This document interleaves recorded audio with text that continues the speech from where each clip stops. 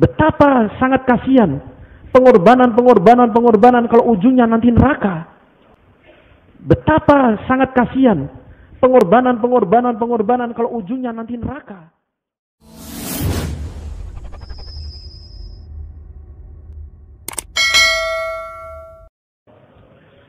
Innal hamdalillah nahmaduhu wa nasta'inuhu wa nastaghfiruh wa nu'minu bihi wa natawakkalu alayhi wa na'udzu billahi min shururi anfusina wa min sayyiati a'malina man yahdihillahu fala mudilla lahu wa man yudlil fala hadiya lahu ashhadu an la ilaha illallah wahdahu la sharika lahu wa ashhadu anna sayyidana wa maulana Muhammadan 'abduhu wa rasuluhu la nabiyya ba'dahu وصلى الله تعالى عليه وعلى آله وصحبه وسلم تسليما كثيرا قال تعالى في كتابه الكريم أحسب الناس أن يتركوا أن يقولوا آمنا وهم لا يفتنون وقال إنا جعلنا ما على الأرض زينة لها لنبلوهم أيهم أحسن عملا وقال الذي خلق الموت والحياة ليبلوكم أيكم أحسن عملا Sadaqallahul azim. Wa qala Rasulullah sallallahu alaihi wasallam, innallaha istakhlasa lakum hadzal din wa la yasluhu lahu illa as-sakha wa su'ul wa husnul khuluq fazayyinu dzalika ad-din bihima aw kama qala Rasulullah sallallahu alaihi wasallam. Hadirin para ulama, para penanggung jawab jamaah yang dimuliakan Allah Subhanahu wa taala. Allah Subhanahu wa taala telah menciptakan kita dengan kekuasaannya. Maka kita yang oleh Allah Subhanahu wa taala sudah ditempatkan dalam dakwah yang selalu dimusyawarahkan. Yang Syekh Ilyas rahimahullah katakan ikhlas, istima'iyah dan musyawarah. Ikhlas, istima'iyah dan musyawarah. Kalau enggak ikhlas, kita cari yang lain nantinya. Betapa sangat kasihan pengorbanan kalau ujungnya nanti neraka. Dan itu dalam fadilah amal sering kita baca di fadilah tabligh itu. Bagaimana sabda Abu Hurairah radhiyallahu menceritakan 3 orang tokoh, 3 orang hebat dalam perjuangan Islam. Seorang alim atau qari, seorang sakhi, orang dermawan, dan 1 orang syahid. Enggak tahu-tahu ini syahid, mati syahid gara-gara niatnya kecampuran. Selain Allah enggak terima semuanya. Bukan hanya enggak terima, dipakai menyalakan api neraka. Itu Allah Ta'ala melalui Rasulullah SAW sebutkan puncaknya itu. Puncak perjuangan mati syahid. Puncak orang mencari ilmu adalah menjadi ulama. Puncak menguras kecintaan pada harta adalah menjadi dermawan.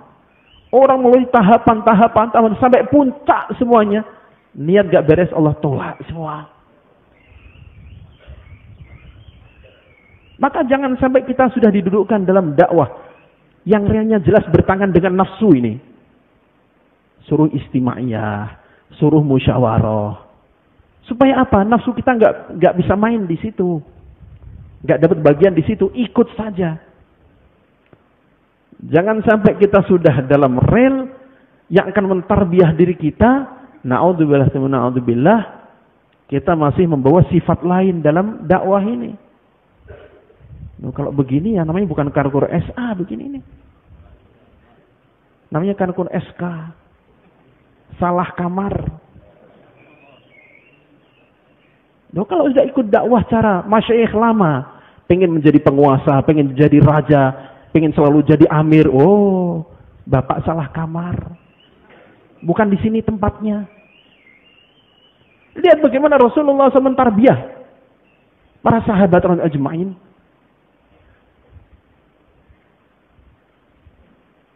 Beliau sengaja terkadang mengangkat sahabat yang masih muda jadi amir. Sahabat yang masih baru jadi amir, berganti-ganti.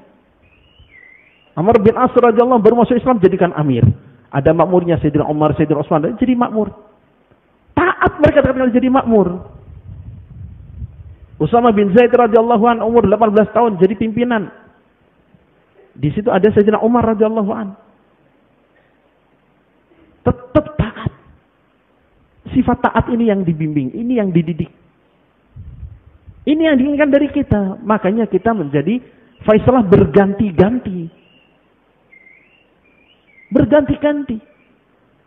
Dan alhamdulillah, summa alhamdulillah, Allah Subhanahu wa taala berikan pengaturan dengan musyawarah ini satu nikmat besar sekali.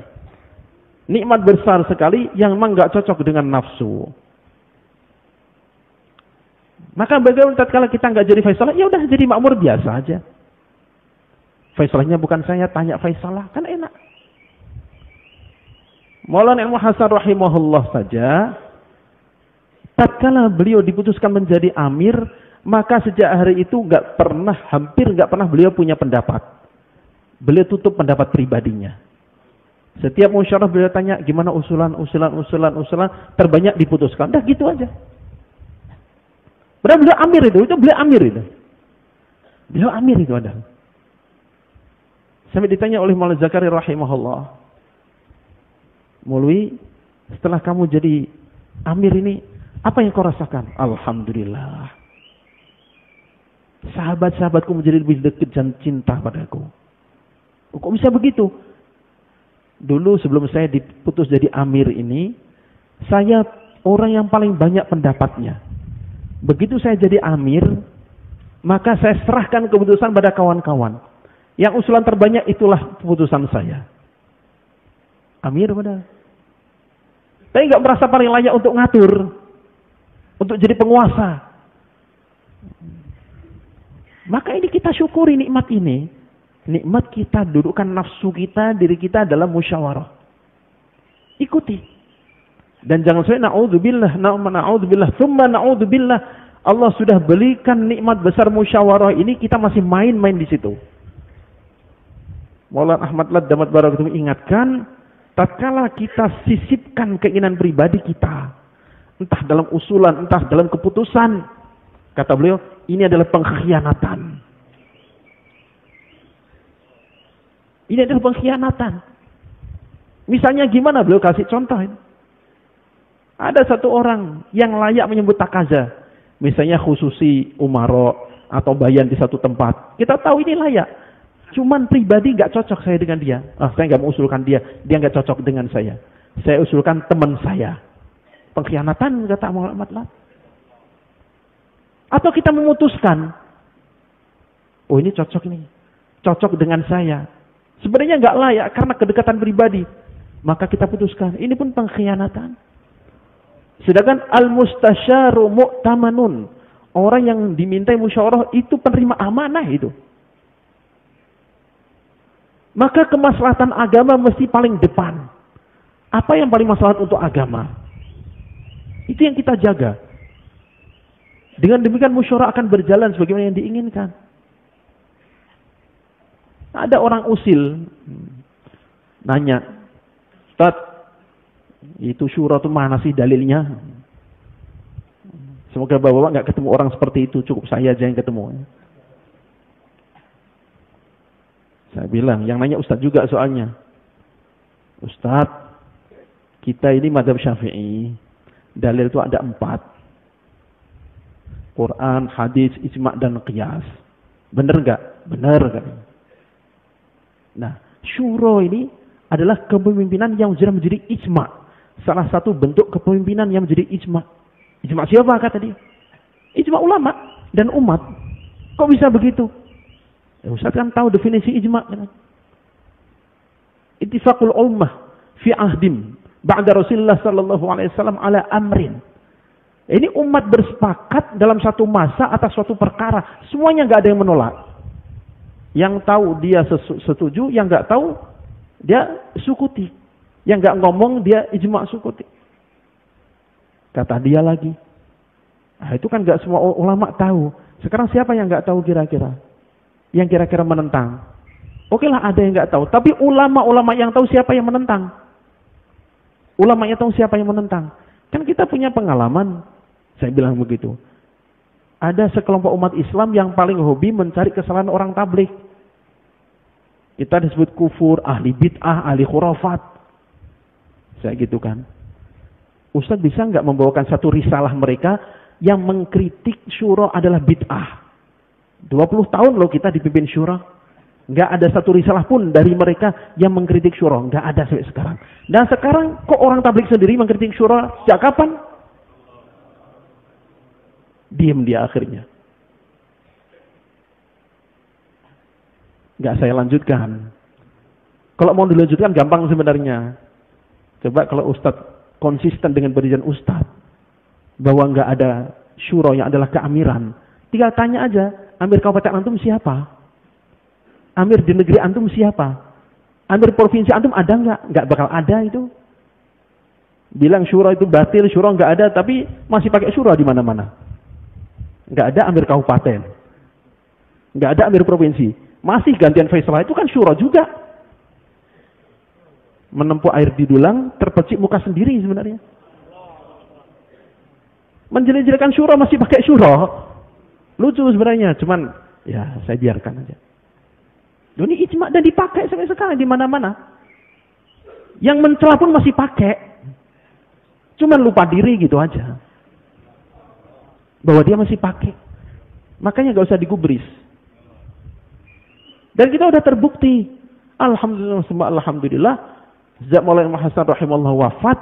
Sampai hari ini. Syura yang membimbing kita. Alhamdulillah kita udah rasakan hasilnya. Ulama bermunculan. Pesantren banyak. Itu kan hasil dakwah dengan cara syura. Kita syukuri. Dan kita jaga. Dulu Salufi sering bayangkan. Bahwa anjing dengan apa? Dengan kinjang, kalau berlomba lari, itu kalau sama-sama lurusnya menang kijang sebenarnya. Kalau sama lurusnya. Cuman kijang itu sering diburu dengan anjing. Dan ketangkep itu oleh anjing pemburu. Apa salah kijang? Dia sering noleh ke belakang. Waktu noleh ke belakang itulah dia jadi lambat, terekam akhirnya. Nah, maka kita jangan sering-sering noleh, lurus aja udah. Siap insyaallah. Syekh Abdul Wahab rahmatullah alaih. Beliau kumpulkan para syura. Dan beliau pesankan, kamu kerjakan saja dakwah dengan cara benar, musyawarah, ikhlas karena Allah. Tawajuh pada Allah. Nanti hati manusia Allah yang akan giring. Siapa yang mendekatkan hati manusia? Allah. Allah akan datangkan nanti. Kita syukurin. Tinggal kita lurus lempeng aja. Udah terbukti kok. Udah terbukti. Apanya yang bertanyakan lagi? Kita kan dulu sering dengar bahwa dakwah adalah tarbiyah umat secara bertahap-tahap. Banyak orang ketaskil melihat hasil dakwah. Melihat preman tobat. Melihat anak bandel jadi taat pada orang tua. Melihat orang gak pernah ke masjid jadi ahli masjid. Dan ini disuruh nerangkan gak bisa. Konsepnya gak tahu. Pokoknya saya ikut 3 hari. Tahu-tahu pengen jadi ahli masjid aja. Kenapa? Itulah hasil tarbiyah. Maka kalau kita pengen tahu hasil bentuk tarbiyah ini. Baik gak baik, benar gak benar. Lihat aja hasilnya, kan gampang. Sebab pembimbing, pengatur, atau yang meletakkan, atau yang mengatur dakwah ini ibarat koki. Ibarat apa? Koki. Nah, kita ikut dakwah, kokinya para masyayikh. Tanpa sadar kita. Dulu kita melihat orang pakai kopiah kemana-mana, pakai gamis tuh, ini kok bisa kayak Pak Haji terus gini. Tahu-tahu nggak sadar kita pun ketularan. Tanya, loh kenapa? Ya pokoknya sunnah gitu aja. Dalilnya apa? Nggak tahu, pokoknya sunnah. Itu hasil tarbiyah. Makanya ada seorang ulama ditanya, itu tabligh itu kan banyak bid'ahnya. Kenapa kok nggak diusir saja? Kata ulama ini, kalau tabligh itu banyak bid'ah, nggak mungkin menghasilkan sunnah. Kalau satu amal melahirkan sunnah, pasti itu sunnah. Itu lihat hasilnya. Orang nggak bisa bahasa Arab, nggak bisa baca Quran, baca fikih belepotan, tapi cintanya sunnah luar biasa. Berarti amalan itu amalan sunnah. Sebab nggak mungkin amalan bid'ah menghasilkan sunnah, itu tidak mungkin. Amalan bid'ah menghasilkan sunnah itu mustahil. Dan ini bukan kebetulan, hasilnya sudah sangat banyak sekali. Orang diproses 3 hari hasilnya sama. Proses 3 hari sama, proses 3 hari sama hasilnya. Sama hasilnya. Nah, berarti resep yang diberikan oleh koki ini memang tepat. Orang makan jadi gemuk, jadi sehat, jadi kuat. Berarti resepnya tepat. Nah, kalau ini dirubah resepnya. Oh, ini kayaknya cabenya merah ini menarik, tambahin aja. Ini tambah, ini kurangi. Ternyata begitu makan resep itu, bukan jadi sehat, malah jadi kalap. Bunuhin orang. Lu masa makan kayak gitu mau dimakan? Lu masa makan kayak gitu mau dimakan? Kan udah tahu hasilnya. Setelah makan makanan itu jadi ganas.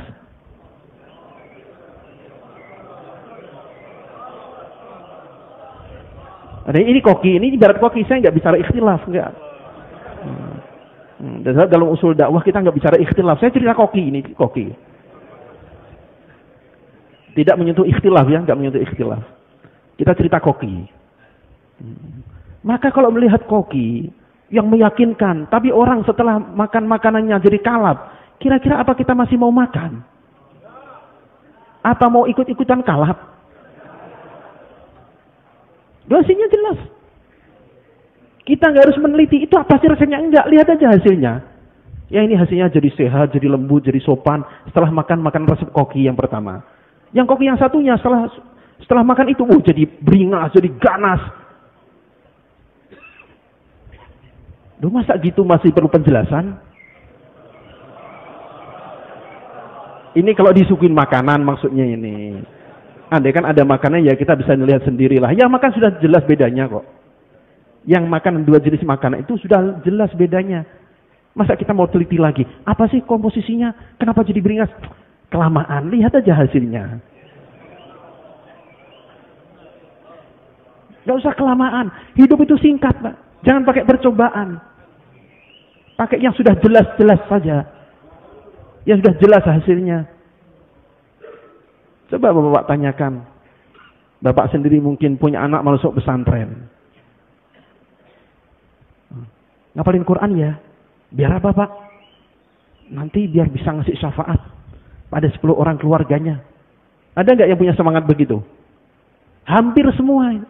Yang masukkan anaknya ke pesantren, insya Allah hampir semua semangatnya itu. Kalau ditanya, Bapak dengar itu dari mana? Ini dari kitab kuno namanya Fadilah Amal. Loh, ini sudah jelas hasilnya, ngapain diganti? Bapak kan merasakan sendiri kan? Bapak boleh tanya, ini di sini yang ngapalin Quran, tanya Bapak mereka, kenapa masukkan anaknya ke sini? Karena hadis tadi dalam Fadilah Amal tadi. Hadis dalam Fadilah Amal tadi, orang baca mungkin sekali, tapi subhanallah seperti Ustaz Lutfi ceritakan, karena mujahadah yang menuliskannya, subhanallah. Orang baca sekali, nangis, pulang langsung anaknya masukin pesantren.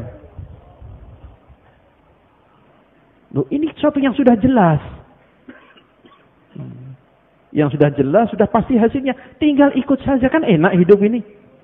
Jangan dibuat repot, buat susah, percobaan.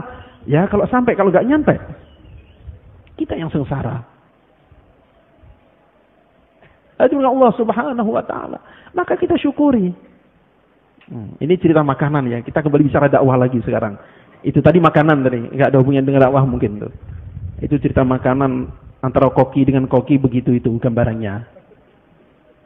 Nah kita syukuri Allah sudah kasih dakwah ini pada kita semua. Masya Allah. Dakwah target utama apa? Mengenalkan kita pada siapa? Allah.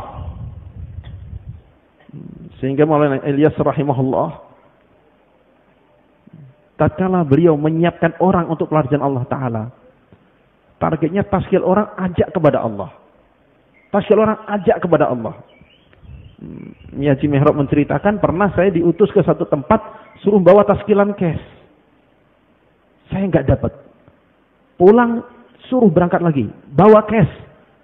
Taskil cash nggak dapat lagi. Saya lupa berapa kali itu beliau lakukan. Akhirnya pokoknya dapat taskilan cash. Maka gembira mulanya, Masya Allah, Masya Allah, Masya Allah. Gimana caranya dapat taskilan? Kata Haji Mihrab, udahlah Maulana, yang penting dapat taskilan. Saya pengen tahu.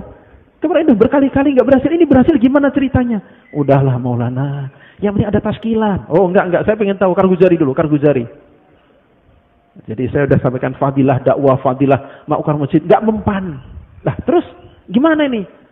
Saya cerita, ayo pergi ke Bangla Wali Masjid, di situ ada seorang waliullah. Kamu datang, salaman minta doa, dia doa, berkah hidup kamu. Kata Haji Mihrab, maka Ilyas langsung berubah wajahnya merah. Mihrab, kamu merusak dakwah, kamu merusak dakwah, kamu merusak dakwah. Pulangkan semua. Gara-gara tidak mengajak kepada Allah.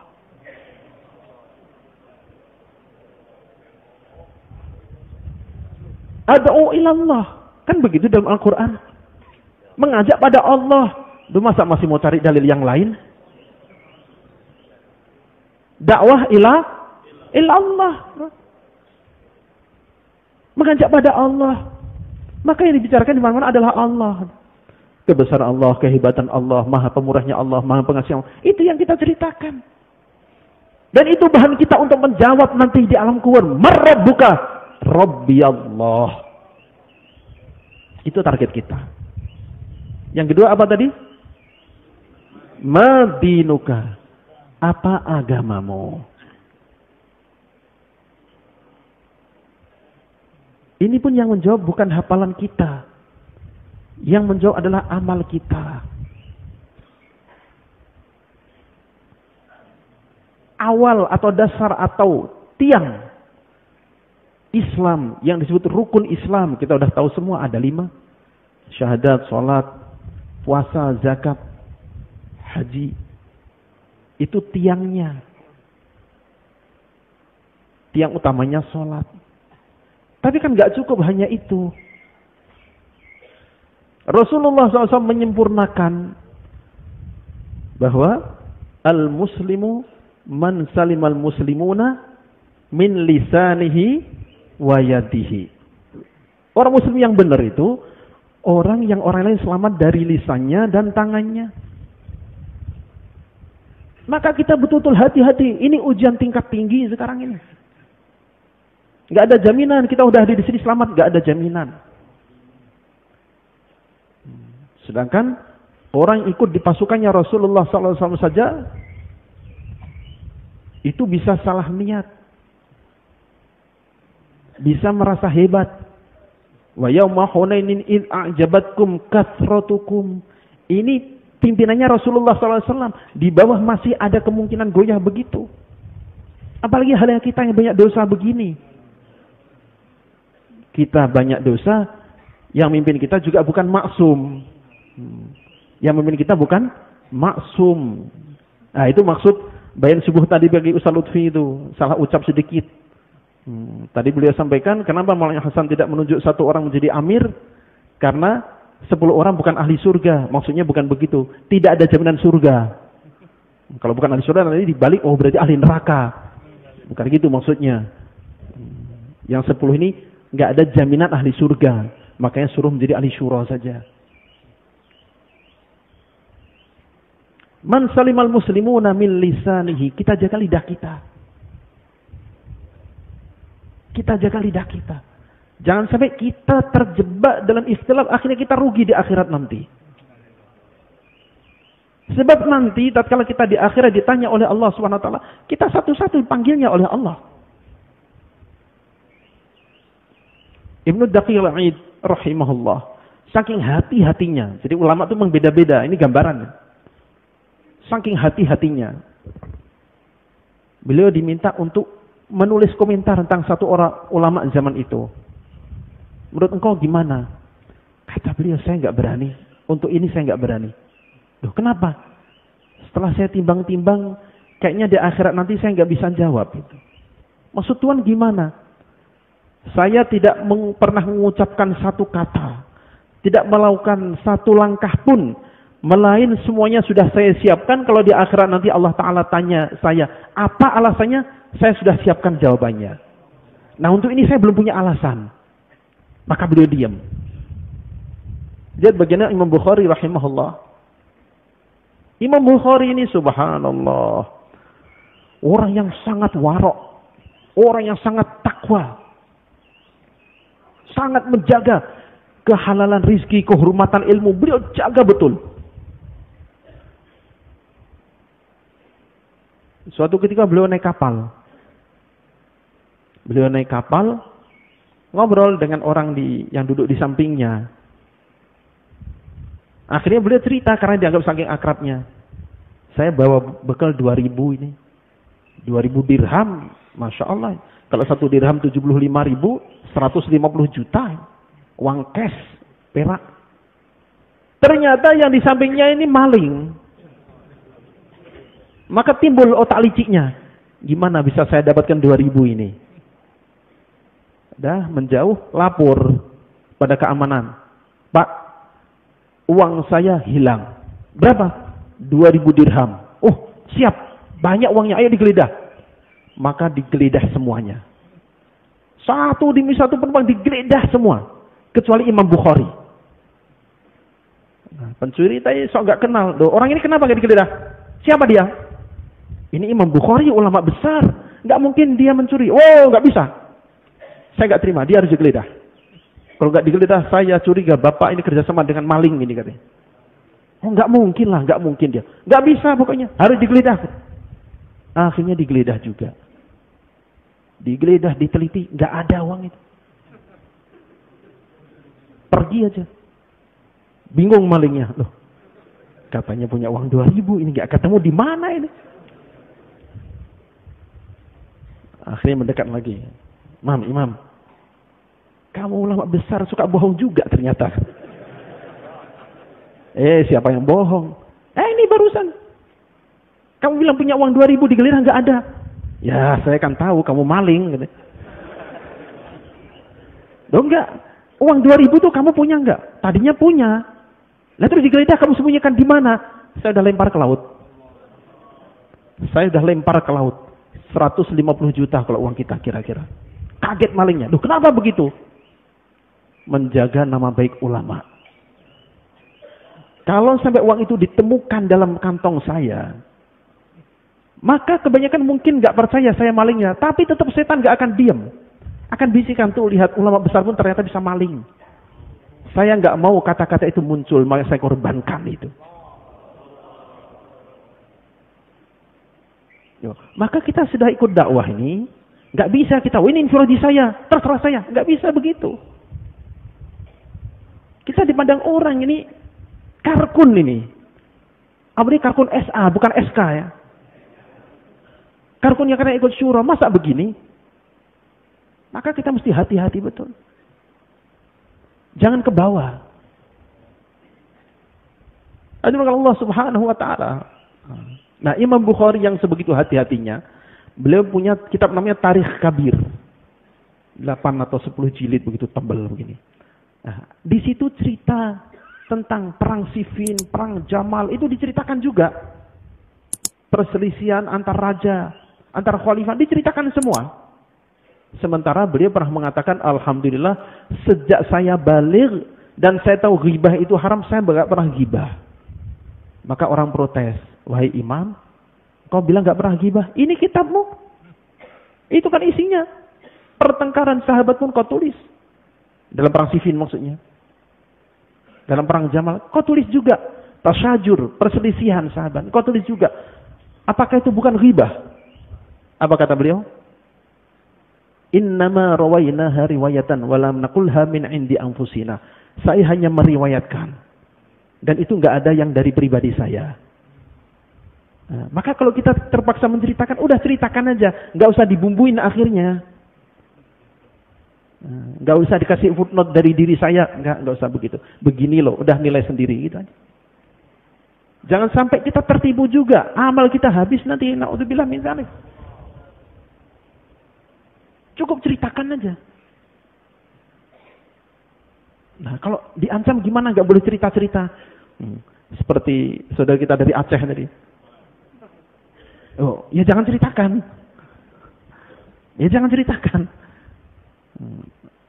Zaman dulu ada seorang didatangi pencuri. Lagi maling kepergok sama tuan rumah. Pencuri jumlahnya lebih banyak, kalah tuan rumahnya. Maka ditodong pisau begini. Pencurinya tetangga sendiri. Pencurinya agak alim juga. Ayo ikuti. Kalau saya memberitahukan pencuri ini, maka istri saya cerai 3. Diikuti. Wah, lemes dia. Nggak bisa ngomong, ini gimana. Kalau saya kasih tahu, istri hilang. Tapi beliau nggak mau kehilangan istri. Datanglah ke ulama. Oh begitu ya. Ya udah jangan kasih tahu. Ya terus gimana biar ketangkep? Jangan kasih tahu. Iya gimana caranya? Ayo ikut saya. Maka setelah sholat Jumat, orang tadi dengan ulama diajak berdiri di pintu. Semua pintu ditutup, tinggal satu aja yang terbuka. Kata ulama tadi, kalau yang keluar itu bukan pencuri, kamu tinggal bilang, la, bukan. Dah gitu aja. Bukan.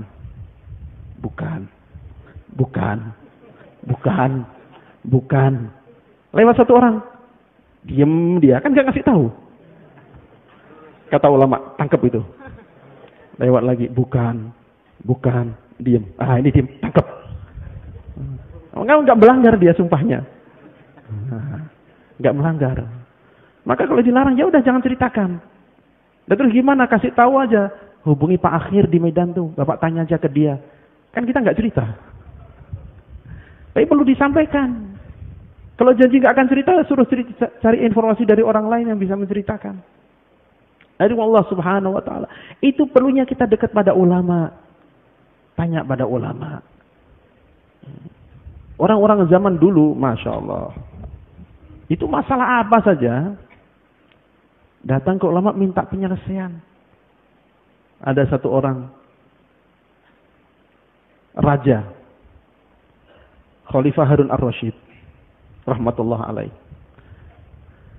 Suatu malam dia cekcok dengan istrinya.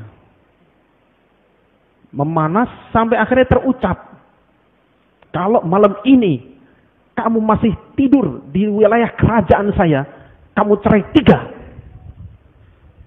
Udah ngomong gak bisa dicabut itu. Gak bisa diraltu, gak bisa. Begitu sadar, kok saya ngomong gitu tadi? Geli saja Allah, ini gimana ini? Sementara ujung barat, ujung timur, itu kerajaan Baghdad, Masya Allah. Luasnya luar biasa. Jadi andaikan malam itu pakai kuda tercepat pun, gak akan bisa sampai ke batas sebelum subuh, gak akan bisa sampai. Gelisah beliau, ya Allah ini gimana ini? Maka cari ulama gimana? Udah, nggak bisa Tuhan. Coba cari lagi. Cari ulama. Akhirnya ada namanya Qadhi Abu Yusuf rahimahullah. Gimana? Gampang. Nggak akan jatuh cerainya. Iya ini gimana? Ya kalau zaman sekarang mungkin ada pesawat ya. Zaman itu nggak ada pesawat. Nggak ada pesawat, yang ada kuda paling cepat, dan itu hitungan secepat apapun nggak akan bisa sampai melebihi batas dalam semalam ini. Terus gimana? Malam ini istrimu suruh tidur di masjid. Loh, kenapa begitu? Wa annal masajida lillah. Masjid itu milik Allah, bukan wilayah kekuasaanmu. Kata siapa? Qadhi Abu Yusuf. Karena yang jawab Qadhi. Seandainya tanyakan pada Jumidar Antabranta, mungkin akan bilang, loh ini wilayah saya. Jumidar Antabranta. Tapi kalau kata Qadhi Abu Yusuf dalam Al-Quran, wa annal masajida lillah. Masjid itu milik Allah. Raja aja nggak punya kekuasaan di situ. Maka malam itu Siti Zubaidah rahmatullah alaiha, istri Khalifah Ar-Rasyid, udah bermalam di masjid, nggak jatuh sumpahnya. Kenapa? Tanyanya pada ulama. Qadi Abu Yusuf tahu bahwa ini bukan wilayah kekuasaan khalifah. Nah, ini perlunya ilmu. Kita nggak bicara khilafiyah ya, nggak bicara ikhtilaf ini, bicara ilmu. Itu perlunya kita tanya pada ulama. Al-muslimu man salimal muslimuna min lisanihi wa yadihi. Orang muslim yang sebenarnya adalah yang orang muslimnya selamat dari lisannya, wa yadihi, dan tangannya. Selamat dari tangannya, dari kejahilan tangannya. Kita awal dakwah, Masya Allah, gimana kita diajarin tatkala buang air kecil pun jangan sampai ada semut mati. Jangan sampai kencingnya ditembakkan ke lubang semut. Kan ada begitu? Ada enggak? Ada. Nah, maka kalau ada yang sampai mukul orang, bunuh orang, gimana bisa disebut tablik? Gimana bisa disebut tablik? Maka beruntung kita tidak termasuk. Sebab kalau kita termasuk di dalamnya dan kita diam, bahaya. Idza umlatil khati'atu fi ardin fakana man syahidaha wa karihaha kaman ghaba anha. Bila satu dosa dilakukan di satu tempat, ada orang di situ tapi hatinya merasa enggak cocok, enggak, ini bukan saya ini. Saya enggak suka ini. Saya enggak setuju. Padahal dia di situ. Kaman karihaha, kaman ghaba anha, maka hukumnya seperti orang yang enggak ikut, enggak hadir di situ, bebas dia. Wa man kana ghaba anha faradiyaha kaman syahidaha, atau kama qala Rasulullah SAW. Orang enggak ikut tapi ridho, apalagi membela, mencarikan pembenaran, kaman syahidah, seperti yang ikut itu. Rawahu Abu Dawud. Maka bersyukur kita. Wah, tapi itu ngapain? Gitu aja lapor pada makhluk, lapor pada polisi. Itu kan Allah Subhanahu Wa Taala. Kalau orang takutnya pada Allah, laporkan pada Allah.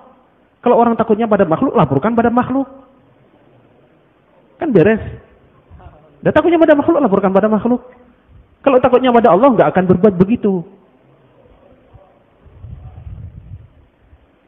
Zaman Sayyidina Umar, qadi itu sudah ada. Zaman Sayyidina Umar, Sayyidina Ali sebagai qadi. Ada orang kecurian, lapor pada qadi. Ini gimana? Ada masalah, lapor pada qadi. Jadi itu sudah ada aturannya, qada, muamalah, dan sudah ada dalam Islam. Maka masalah-masalah kejahatan, masalah pencurian dan sebagainya, lapornya pada manusia memang. Orang kecurian lapor pada Rasulullah SAW, lapor pada Sayyidina Umar. Dan Sayyidina Umar nggak pernah bilang, saya makhluk, ngapain saya lapor pada makhluk? Enggak begitu. Itu kalau Sayyidina Umar itu ya. Karena memang ada prosedurnya begitu. Masalah kejahatan, masalah pencurian, perampokan, luka, pemukulan, apalagi pembunuhan, memang zaman dulu laporkan pada penguasa. Makanya ada kisos. Ada hukum kisos, ada qadi. Ada yang sampai dihukum mati dan sebagainya. Itu dari zaman dulu, zaman sahabat. Sudah begitu, itu memang aturannya. Makanya la ilaha illallah Muhammadur Rasulullah. Yakin pada Allah, caranya ikut Rasulullah sallallahu alaihi wasallam. Jadi kalau ulama saya marah, murka, menuntut pemerintah supaya ini digantung, ya memang sudah selayaknya. Sudah selayaknya. Adu Allah Subhanahu wa taala. Man salimal muslimuna min lisanihi wa yadihi.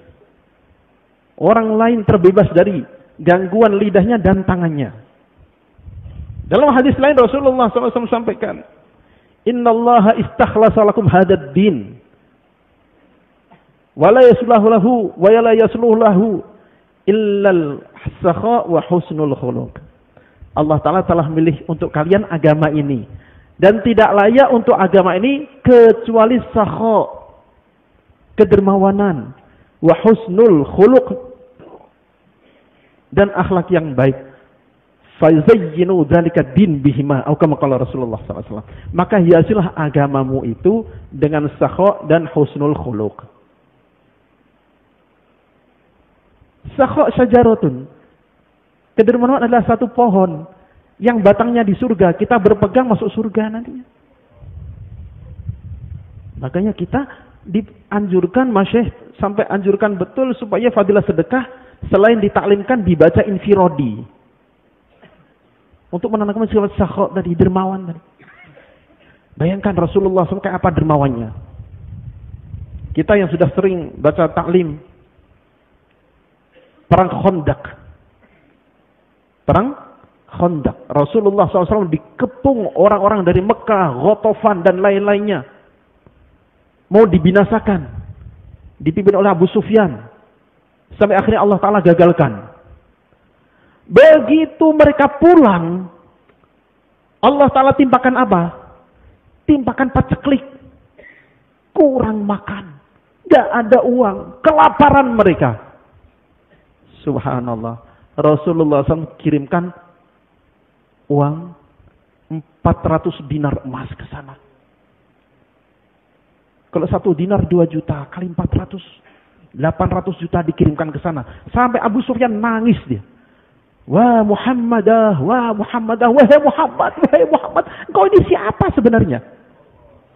Kami datang menyerangmu. Tapi tatkala kami kelaparan, kau malah kirimkan uang pada kami. Itu dermawannya Rasulullah SAW.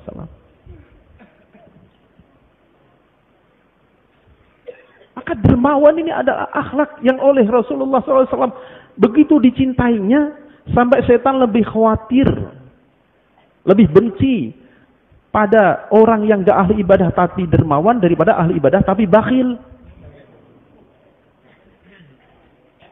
Nabi Musa alaihissalam suatu kali bertanya, ya Allah, saya sudah berdoa padamu, Rabbana tmis ala amwalihim washdud ala qulubihim fala yu'minu hatta yarul adzabal alim. Ya Allah, hancurkan hartanya Fir'aun, tutup hatinya. Gak usah pakai beriman sampai nanti ketemu azab. Dan kau telah menjawab, qad ujibat da'watukuma, aku telah terima doa kalian berdua. Tapi kenapa ya Allah menunggu lama sekali sampai hancurnya Fir'aun ini? Apa kata Allah? Ya Musa, innahu kana sakhiyan. Fir'aun itu dermawan sekali. Maka saya malu untuk mengadab orang dermawan. Begitu dia mulai bakhil, baru saya turunkan azab. Itu Fir'aun itu. Yang mengaku Tuhan itu aja dermawan. Duh, masa kartun 4 bulan gak dermawan? Aib. Aku katanya cinta akhirat, gak cinta dunia, tapi bakhil. Na'udzubillah min dzalik. Ada raja namanya Parwiz Anushirwan yang akhirnya menyobek-nyobek surat Nabi itu. Sallallahu alaihi wasallam. Dia hancur karena nyobek-nyobek surat itu. Kalau tidak, Allah Ta'ala berikan dia kekuasaan itu luar biasa kuatnya. Luar biasa kekuatannya. Dia zalim, tapi dermawannya minta ampun. Dermawannya itu minta ampun dermawannya. Orang muslim pun kayaknya susah ketemu seperti dia. Penyembah api padahal ini. Suatu ketika ada nelayan membawa ikan besar. Ya, ikan itu memang kesukaan raja. Tuan, ini ada ikan. Kamu membawa kesukaan saya. Bendahara, kasih 4.000 dirham. 4.000 dirham. 1.000 dirham 75 juta. Kali 4. Berapa itu? 300 juta 1 ekor ikan. Gembira. Terima kasih Tuan, terima kasih Tuan. Kedengaran sama istrinya. Ini raja. Gimana yang bener aja masa 1 ekor dibayar segitu. Tapi mau narik juga gengsi. Dia bisikin. Namanya orang bakhil tuh ada caranya. Tuan, tanya dulu. Ini ikannya jantan atau betina? Kalau dia jawab jantan, kasih tahu. Saya nggak terima ini. Saya pengen yang betina. Kalau dia jawab betina, kasih tahu. Saya pengen yang jantan, kembaliin uangnya, balikin. Oh ya betul juga kamu ya. Nelayan sini. Ini ikan yang kamu berikan ini jantan atau betina? Oh itu nggak punya kelamin tuan. Oh pinter kamu. Kasih lagi 4.000 dirham. Wah, kasih 4.000 dirham, bawa tuh. Lagi bawa uang tuh. Jatuh tercecer itu. Tercecer dulu, diambil lagi. Kata istrinya, kamu lihat. Ini orang serakah banget ini. Lihat, 4.000 dirham tambah 4.000, 8.000. 1-2 koin jatuh aja dipungutin kayak gitu. Bakhil banget itu. Oh iya betul juga. Tarik. Orang bakhil nggak layak jadi orang kaya. Orang serakah nggak layak jadi orang kaya. Sini nelayan. Kamu kok serakah banget sih? Oh kenapa tuan? Kamu punya 8.000 dirham. Itu sekian koin tercecer kamu ambilin. Serakah kamu? Bukan tuan. Di koin ini ada gambar tuan. Kalau keinjak orang saya nggak enak hati. Oh pinter kamu. Tambah lagi 4.000 dirham lagi. Kata istrinya, wah ini bahaya. Udah pergi sana, pergi.